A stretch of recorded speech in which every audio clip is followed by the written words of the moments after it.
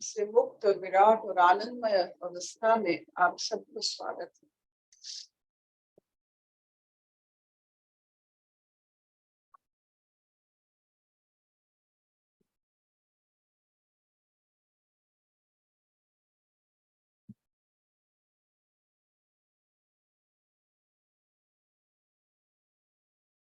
जब वृक्ष को हम लक्ष्य करते हैं, देखते हैं वृक्ष को, जितना उसका मूल है उतना उसका बढ़ोतरी होता है, ऊंचाई बढ़ता है, ज्यादा फैलता है, छाया देता है। तो नीचे जितना उसका मूल रूट्स फैला हुआ है उतना वो सबके काम आता है।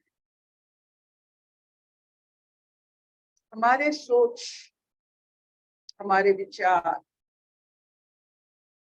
हमारा ज्ञान,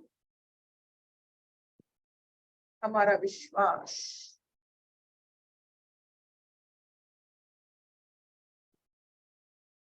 ये जितना फैला हुआ होगा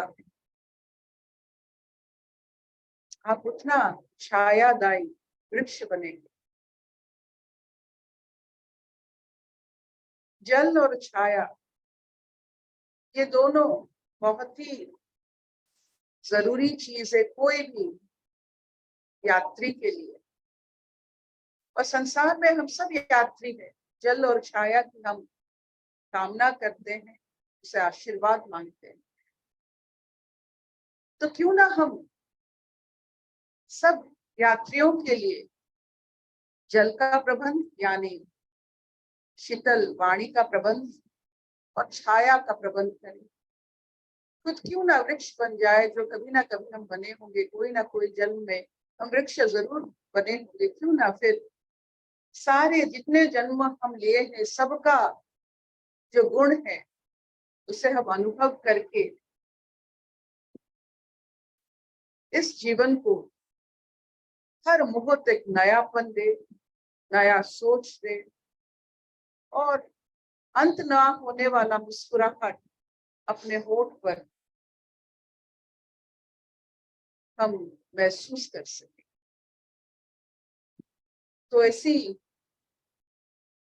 सोच के माध्यम से और अपनी सोच मजबूत करने के लिए फ्रिक्शनलेस जीरो स्टेट जो भी आप मान लो, ये सब ज्ञान हमें फ्रिक्शनलेस कर लेते हैं ताकि हमारा गति सदगति बने। जो चीज हमें 1 साल लगता है, एक मुहूर्त में हम अनुभव कर ले। योग क्या है? Conscious evolution. 84 लाख योनि तक ना जाकर 2-4 जन्म में 84 लाख योनि का अनुभूति ले लो।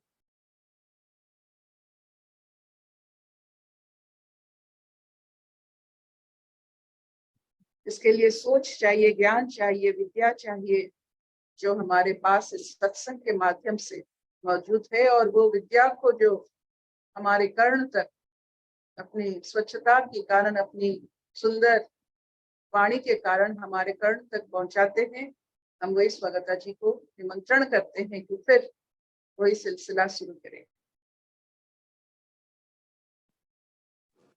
हरिओम अर्पिता। सभी प्रेमियों को मेरा प्रणाम।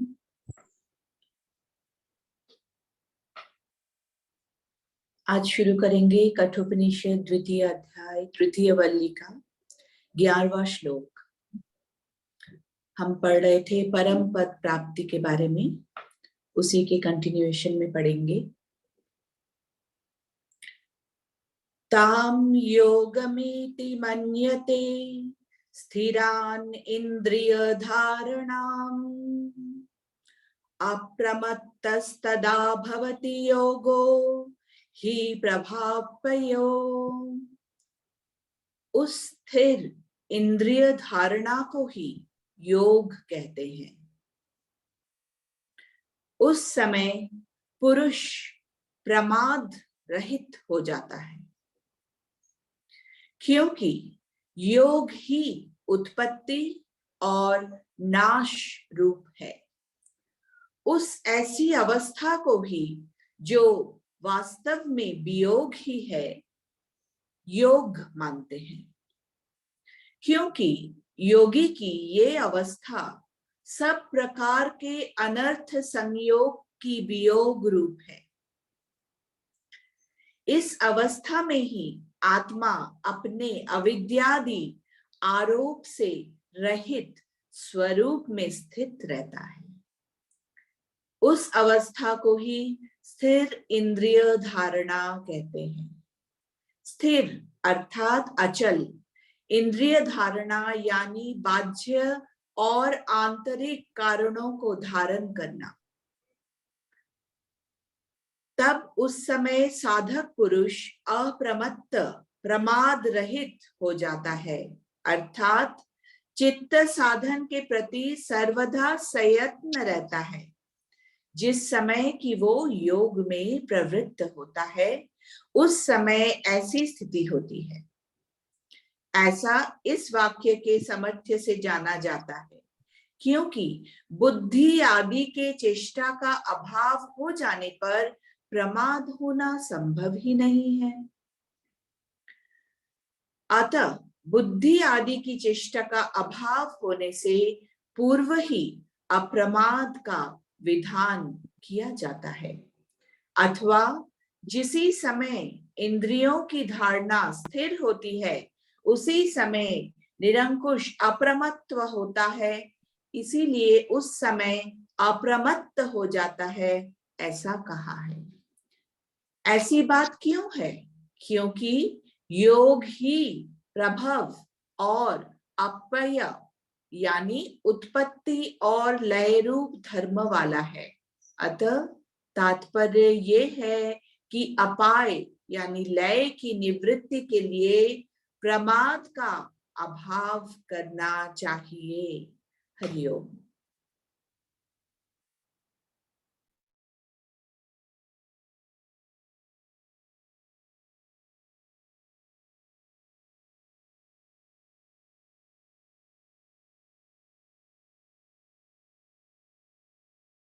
यहाँ जो शब्द की प्रयोग किया गया है वो जैसे मानो मोती का माला है।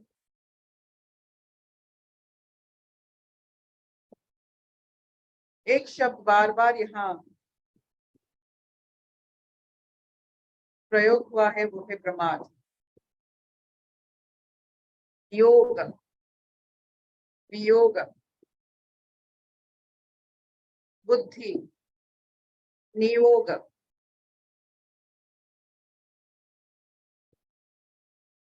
ये सब को मिलाए जो वाक्य बना है, उस वाक्य का यही सारांश है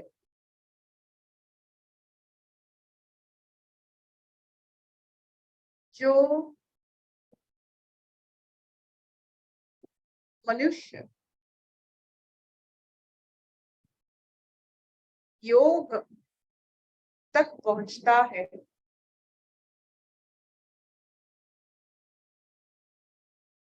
जो मनुष्य योग तक पहुंचता है वो प्रमाद नहीं करता। प्रमाद का मतलब है विश्लेषण।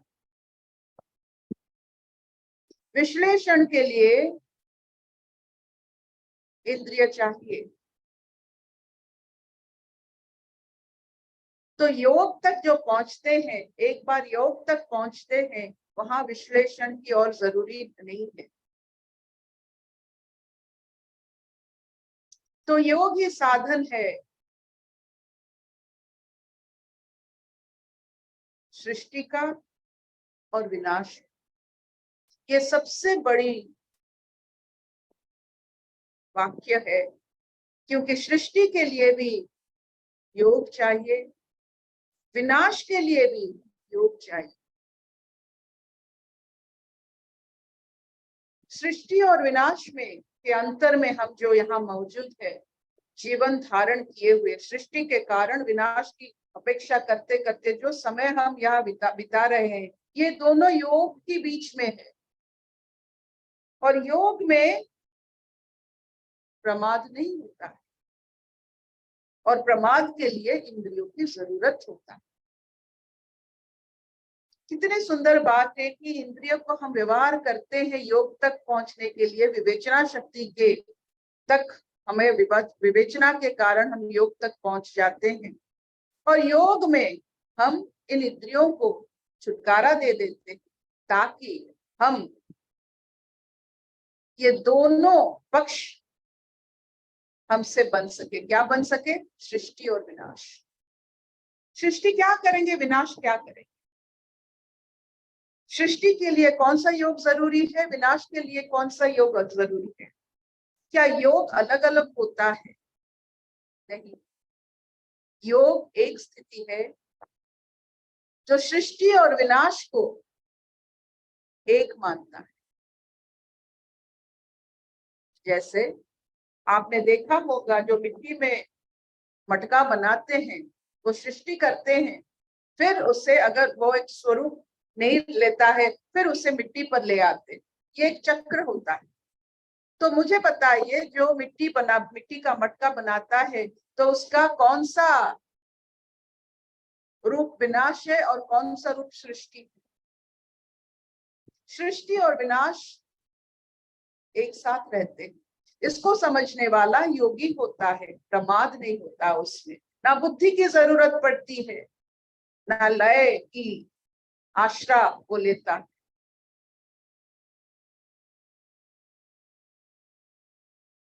सृष्टि और विनाश को एक मानने वाला योगी, वही आदि योगी को हम शिव मानते हैं। वो शिव एक ऐसा योगी है, एक ऐसा आदि योगी, एक ऐसा स्थिति है जो रचना भी करते हैं, उसे संहार भी करते हैं। तो रचनाकार और संहार करना योग है। जैसे आप एक क्रिया किए, उस क्रिया का आपने किया और उसका असर आपने नहीं लिया, आपने उस क्रिया का विनाश ही कर दिया। If you are not taking the effect of your karma, आप विनाश योग कर रहे हैं। ये बहुत ही घटित बात है कि I don't take the effect of my karma. Can you do it? आप कर्म सृष्टि कर सकते हैं लेकिन कर्म फल को आप नहीं ले रहे हो, तो आप आदि योगी हैं। तो जो कर्म करता है उसका फल भोगता नहीं है, वो काहे का प्रमाद करेगा? क्यों बुद्धि चाहिए? आकलन करने के लिए कितना किया कितना मिला।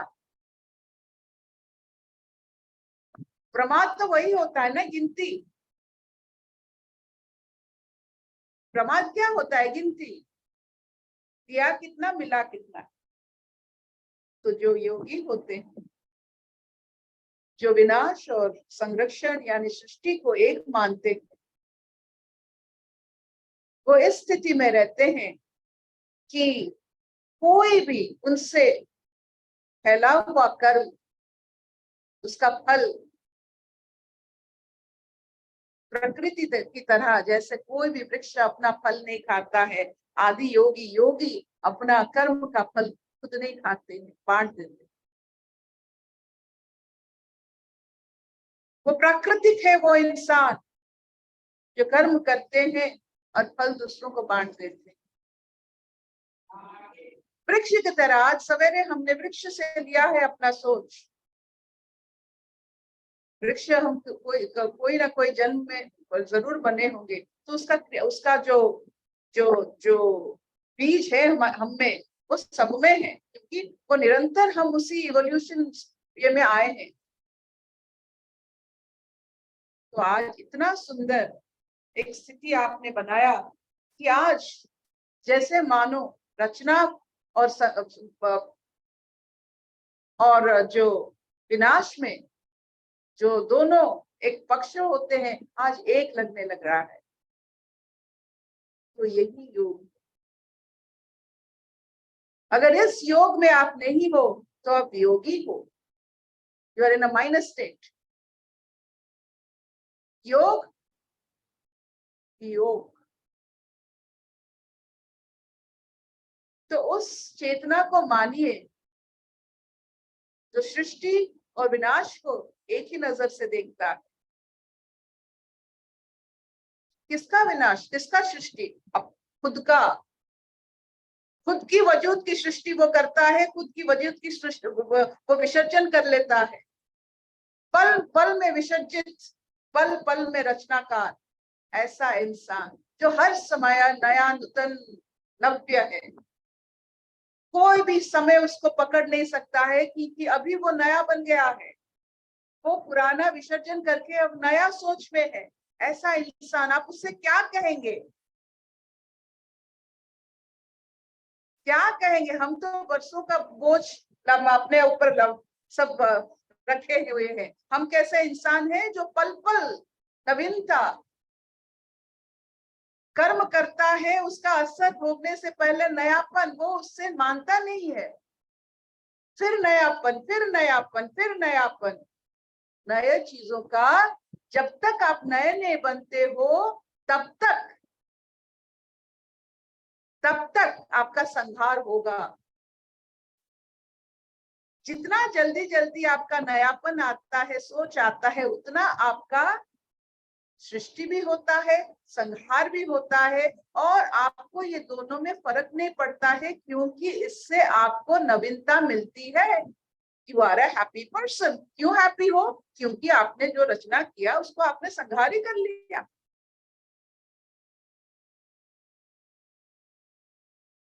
आप ये कर सकते हो? खुद की रचना की संहार करते हुए देखो। कोई भी कर्म से, कर्म का फल से अपने आप को महफूज करके देखो। नित्य नवीन, जिसे हम ईश्वर मानते हैं। ये जो नचिकेता की कथा आहिस्ता आहिस्ता ईश्वर तक, और ईश्वर तक नहीं, ईश्वर बना के हमें छोड़ेगा। और गति नहीं है आपकी, आपको ईश्वर बनना है। आप चाहो, आप जितना भी अभी मनुष्य बनने की कोशिश करोगे और नहीं हो पाएगा, क्योंकि ये जो अमृत वाणी अपने कर्ण के द्वारा अपने जहन में जा रही है, वो अपना कर्म करने लग रहा है। नहीं तो ऐसा सोच कैसे निकलेगा? हम तो इसके बारे में जानते नहीं। माँ सरस्वती की यही वरदान है हमारे ऊपर, वाणी को समझना, वाणी के रुख को समझना और समय को समझना। इस वाणी इस समय में क्यों आया? आप सोचते हो, आप कहीं जाते हो, कोई शब्द आपको कोई बोलता है, ये माँ सरस्वती का, आपका कोई भी वाणी आपका नहीं है, ये मान लो। आप माँ सरस्वती से उधार ले रहे हो। जो भी आपको कोई बोल रहा है कुछ, वो माँ सरस्वती के माध्यम से जा रही है, आपका कुछ नहीं है, किसी का कुछ नहीं। वाणी का भंडार माँ सरस्वती है, इसे मान लो। जब भी आपको कोई, आपको ना चाहने वाला वाणी कोई बोलता है, ये माँ सरस्वती बोलते हैं आपको जागृत करने के लिए। No words belong to anyone. It belongs to माँ सरस्वती, एक देवी जो वाणी की रक्षक, वाणी के माध्यम से संसार को चलाती है। चाहे वो पत्तों के सरसराहट हो या मेघ का, बादल का गरजना हो, सब वाणी है। आपकी रसोई में जो शब्द निकलता है, जो आप जब रसोई करते हैं, वो भी वाणी है। नल के जो पानी गिरते हैं, वो भी वाणी है। आपके घर जब झाड़ू होता है, वो भी वाणी है। इस सब का मालिक एक देवी को दिया गया है कि सब वाणी को वो रक्षा करे, सब ध्वनि को वो रक्षा करे, और ध्वनियों से लोगों की जागृतता बढ़ाए। इस ध्वनि के कारण तो हम बढ़ रहे हैं ना। इतना चलेगा? शबननी हाँ मामा, चलिए बढ़िया। चलो चलबे। चलबे चलबे। कोई प्रश्न है तो जरूर पूछिए। ना है तो और बेहतर। खुद को खुद से अलग कीजिए, मूर्त को मूर्त से अलग कीजिए, बोझ मत उठाइए समय का। आप समय का बोझ उठा रहे हैं, आपका नहीं। आपका बोझ कुछ नहीं है, बहुत हल्के हो आप, पता ही नहीं चलता है। ये जो समय का बोझ जो हमने जो यहाँ अनुभव किया है, उसी का बोझ लेकर जब हम चलते हैं भारी बन जाते हैं। मुस्कुराहट टूट जाता है, मुस्कुराहट की जो लड़ी है, हंसी की जो खुशी की जो लड़ी है जो हमसे छूट जाता है, ये सिर्फ अपने हम रचना तो कर लेते हैं, उसका विसर्जन नहीं कर पाते। हम हर बात बोलते हैं, G for generation, O for operation, B for destruction. जो है हर मनुष्य हर समय कुछ रचनाकार होता है, उस रचना को थोड़ा बहुत ऑपरेट कर लेता है, लेकिन वो भूल जाता है, अरे अभी उसे विसर्जन करना था। ये जो विसर्जन क्रिया छूट जाता है, इसीलिए हम लोग सब समय GO में रह जाते हैं। वो जैसे पीछे कोई कुत्ता दौड़ रहा है, हम दौड़ रहे हैं।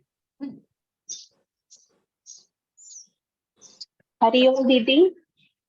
हाँ। दीदी अभी तक हम लोग ना प्रमाद का मतलब आलस्य समझते थे दीदी, बट आज प्रमाद प्रमाद एक का गिनती है, विश्लेषण करना। गिनती ओके। सबसे बड़ा आलस्य है। गिनता कौन है? जिसका कोई काम नहीं है वही गिनेगा। गिनता कौन है? बैठ बैठ के आप देखो, आप गिनो कितना आलस्य है। उस दिन ये हुआ था 1, उस दिन वो हुआ था 2। समय है आपके पास गिनने के लिए। एक ब्रह्म के बाद तो 2 की। आप देखो आपके जीवन में गिनती कितनी है।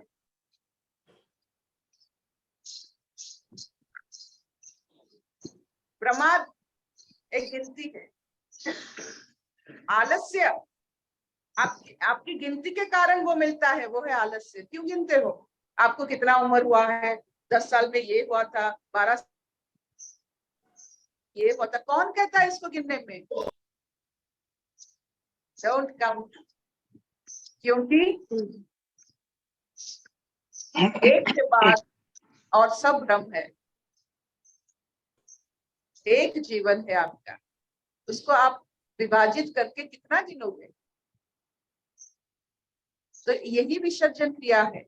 ये सोच को विसर्जन कर लीजिए ताकि आपकी नए नवीनता हर समय उर्वर रहे।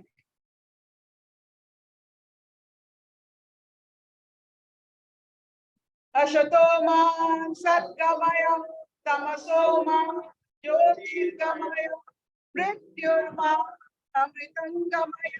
सर्वे सुखिनः सन्तु, सर्वे सन्तु निरामयाः, सर्वे भद्राणि पश्यन्तु, मा कश्चित् दुःखभाग् भवेत्। ओम शांति शांति शांति।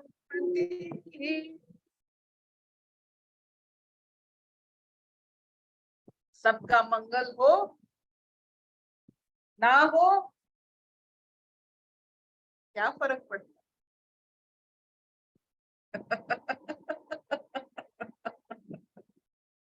अब मुझे बताइए, प्रशंसा को गाली समझने वाले,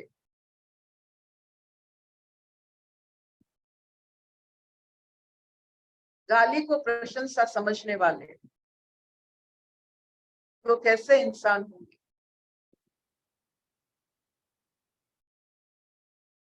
जो किसी भी शब्द को नशा नहीं मानते हैं, वो कितने माँ सरस्वती को आराध्य, माँ सरस्वती उनकी आराध्य होगी। कोई भी शब्द को नशा नहीं मानते हैं, एक लक्ष्य मानते हैं, एक कारण मानते हैं, एक दिशा मानते, एक दीक्षा भी मानते। कोई भी शब्द को पकड़ते नहीं। कैसे इंसान है वो कि जो शब्द के माध्यम से नेविगेट, वो कहाँ है?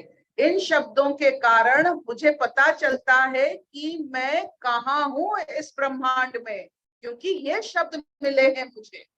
जैसे आपकी खाने के जरिए से आपको पता चलता है आप कौन से राज्य में, कौन से प्रांत में, कौन सी होटल में हो, कौन सी जगह में है, वैसे शब्दों के माध्यम से आप पहचान जाओगे ब्रह्मांड में आप कहाँ हो, किस किस शब्द की आपको श्रवण हो रही है। You will know your address, where you are, by the वाणी।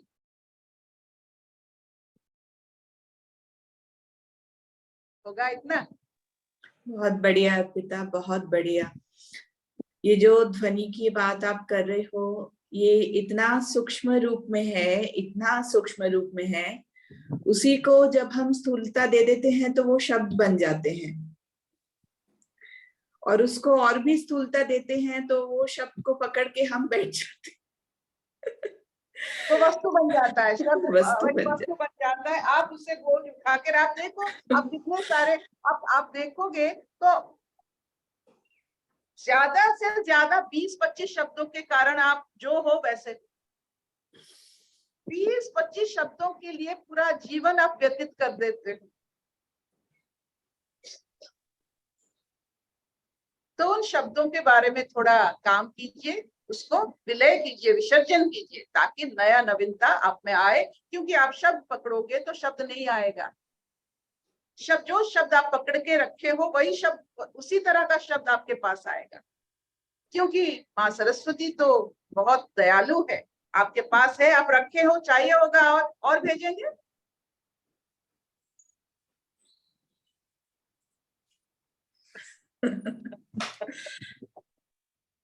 जो शब्द आप रखे हो और शब्द वैसा ही आपको मिलेगा।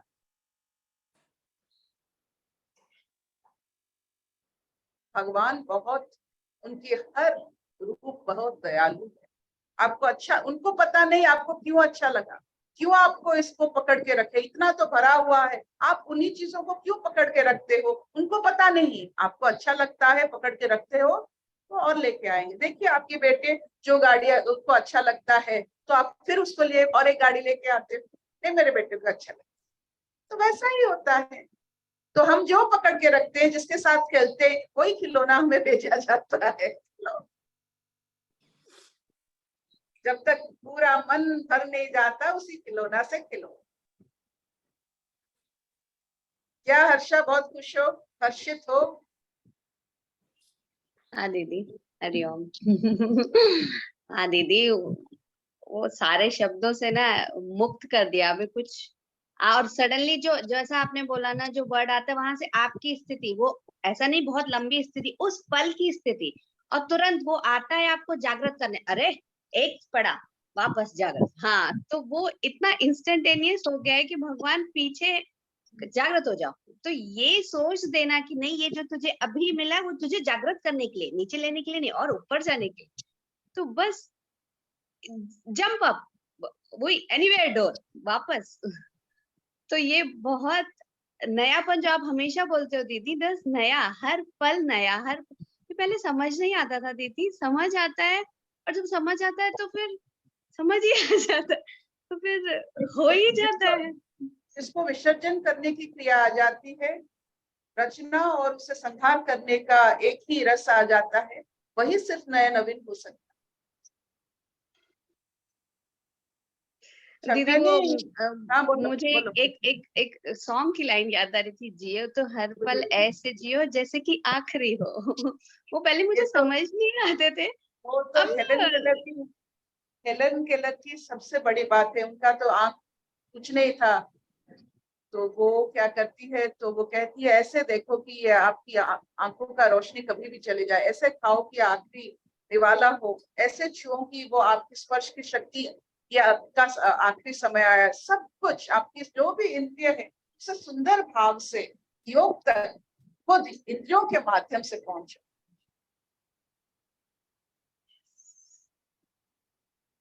By by.